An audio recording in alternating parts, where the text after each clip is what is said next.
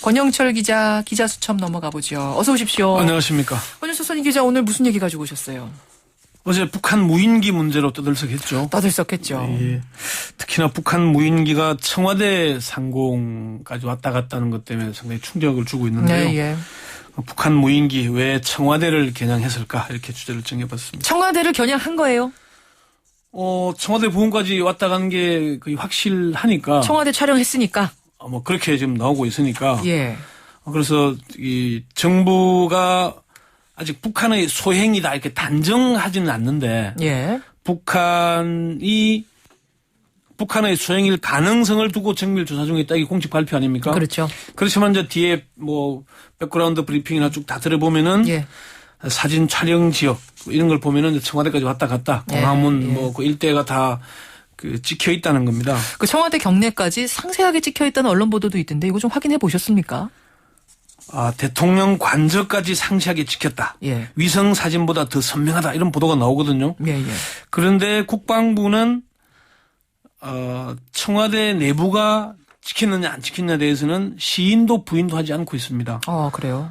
찍힌 거 맞나 그러니까 확인해 줄 수 없다는 얘기를 하고 있고요. 예, 예.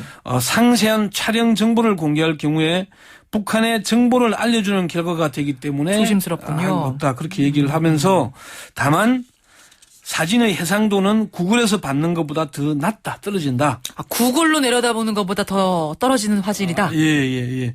그러니까 그 무인기에 장착된 카메라가 우리가 시중에서 쉽게 구입할 수 있는 보급형 캐논 550D 카메라라는 거예요. 디카이기 때문에 그 카메라로 1km나 1.5km 떨어진 곳에서 찍으면은 그게 뭐 얼마나 그렇게 선명하겠습니까? 그러면은 여기서 의문이 생기는 거죠. 북한은 왜 이런 수준의 무인기를 가지고 청와대를 겨냥했을까? 저도 참 궁금해서요. 그렇죠. 여러 전문가들에게 의견을 들어보니까 전문가들마다 분석 의견이 조금씩 갈립니다. 예. 국회 국방위 야당 간사인 새정치민주연합 안규백 의원은 북한의 무인기는 존재성과 정보의 과시를 위한 용도일 거다 이렇게 분석을 했는데. 과시. 예. 이런 정도의 조잡한 수준으로는 군사용으로 사용하기는 어렵고 청와대 상공까지 보냈다는 그 자체가 아마 상징성이 있는 게 아닌가. 청와대 하늘을 뚫었다라는 거기에 방점을 찍는다. 그렇게 봤고요. 군 정보사령관을 지낸 한국전략문제연구소의 김왕구 편집장은 청와대를 타격하려는 의도가 있는 것 같다. 정찰 목적일 가능성도 있겠지만은 우리는 그렇게 보고 대비를 해야 된다. 그렇게 강조를 했고요. 역시 예비역 장성 출신인 문성목 박사는 북한의 인공위성 기술이 우리보다 낙후돼서 지형 정찰 능력이 우리보다 떨어지므로 무인기를 통해서 정보를 확보하려는 정보 수집 목적과 함께 무인기의 성능을 실험하려는 의도가 있는 게 아닌가. 성능 실험. 그렇게 봤고요. 예. 국방안보포럼의 양욱 선임연구위원은 최근 남북 긴장 상황에서 무인기를 청와대까지 보낸 건 청와대의 불만을 과시하기 위한 게 아닌가. 그런 의도로 보인다는 얘기를 했고요. 자주국방 네트워크 신인균 대표는 사전 지형 정찰용일 가능성이 있지만은 우리의 방공망을 시험하자는 그런 차원일 가능성도 있다. 하늘을 뚫느냐 못 뚫느냐 테스팅. 예. 물론 신 대표는 그 점도 강조를 했습니다. 지난해 북한 우리 민족길이라는 사이트에 시속 920km로 인왕산을 들어 청와대를 타격하고 관악산을 돌아 들어가서 수방사를 타격한다는 그런 게 있었기 때문에 타격의 위험은 대비는 하고 있어야 된다는 점은 얘기했습니다. 그래요. 네.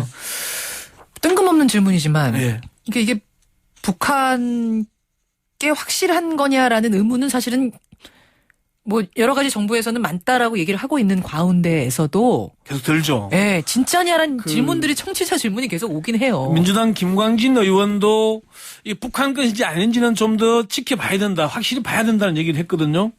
국방부가 북한 걸로 보는 근거는 한 4가지 정도가 되는데요. 첫 번째는 비형 경로, 사진에 찍혀 있는 경로가 쭉 나타나잖아요.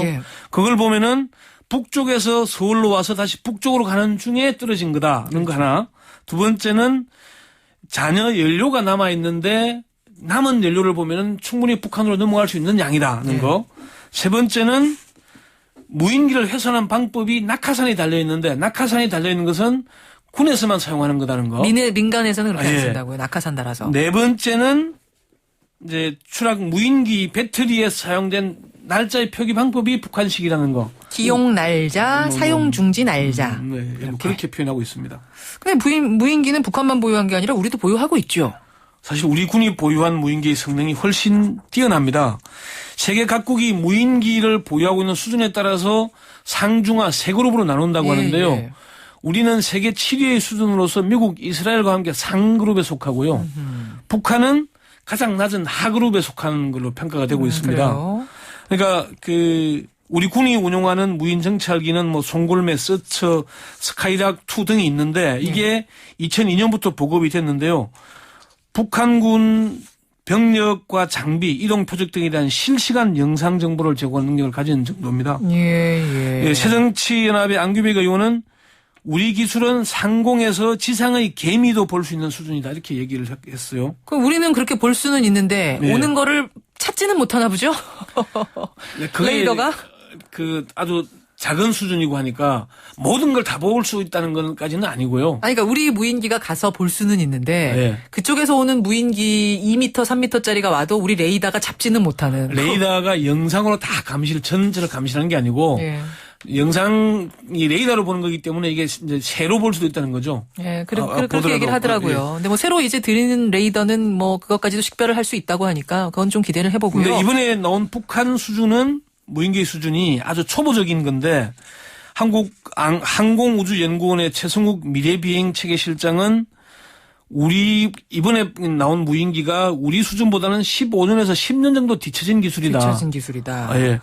미국 MBC가 전문가들을 인용해서 그런 얘기까지 했지 않습니까? 카메라가 달린 모형 비행기 수준이거나 그렇게 얘기했더라고요. 공군 박물관에 기증된 네. 박물관에 간 거라는 얘기 정도 할 정도인데 어쨌건 국방부의 한 관계자도 이게 실시간 영상 송수신이 불가능하고 예. 카메라로 정지 영상을 촬영하고 회수하는 방식의 초보 수준 정찰용 무인기다 이렇게 얘기를 할 정도입니다. 그럼 이렇게 수준 낮은 정도의 무인기라면은 그걸 가지고선 청와대 상공 뚫렸다, 뭐 청와대가 타격 대상이 될 거다 이런 건 좀 지나치게 보는 건 아닌가요? 사실 안보 문제는 어떤 극단의 상황을 가정하고 대비하는 게 기본이죠. 그렇죠. 그러니까 뭐 지나치다 안 하다라고 이야기는 어렵지만은 사실 우리가 북한 문제만 나오면은 좀 공포 분위기를 조성하는 맞아요. 진짜 그런 분위기가 있잖아요. 사실 이거는 뭐가 문제냐 객관적으로 국민들한테 설명하고 군의 경계 대비 태세에 문제가 있구나. 그런 대비를 철저히 하는 게 중요한 것이지. 예. 야 북한이다 또 북한 놈들이다 이게 뭐 비난하고 공포 분위기를 조성할 것이 예, 아니라 예. 좀 냉정하게 봐야 되지 않느냐. 그런 전문가들 의견이 많이 나옵니다. 좋은 말씀입니다. 권영철 선임 기자 수고하셨습니다. 네.